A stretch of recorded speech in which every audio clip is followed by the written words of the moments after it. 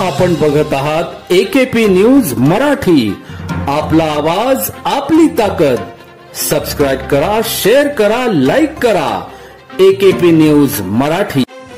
नाशिक शहर police आयुक्तालयातील Panchavati police ठाण्यात 3 February 2025 रोजी सौ संगीता सतीश माळवे राहणार खांदवे निवास मखमलाबाद पंचवटी नाशिक या महिलेची एका इसमाने सोन्याचे दागिन्याचा अपहार केल्याचा तक्रार दाखल होती। त्या अनुषंगाने नाशिकच्या गुन्हे शाखा युनिट क्रमांक 1 च्या पोलीस अंमलदारांनी गोपनीय माहितीच्या आधारे सोन्याचे दागिन्यांचा अपहार करणारा अमित सुखदेव भुनियत वय 38 राहणार रबिदासपूर पश्चिम बंगाल या परराज्यातील पश्चिम बंगाल येथे जाऊन जेरबंद करण्याची कामगिरी केली आहे।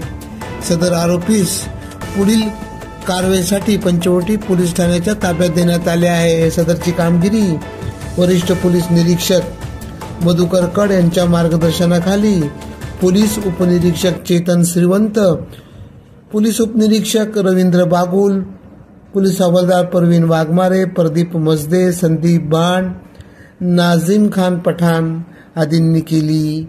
AKP न्यूज साठी ब्युरो चीफ अनवर खान पठाण नाशिक।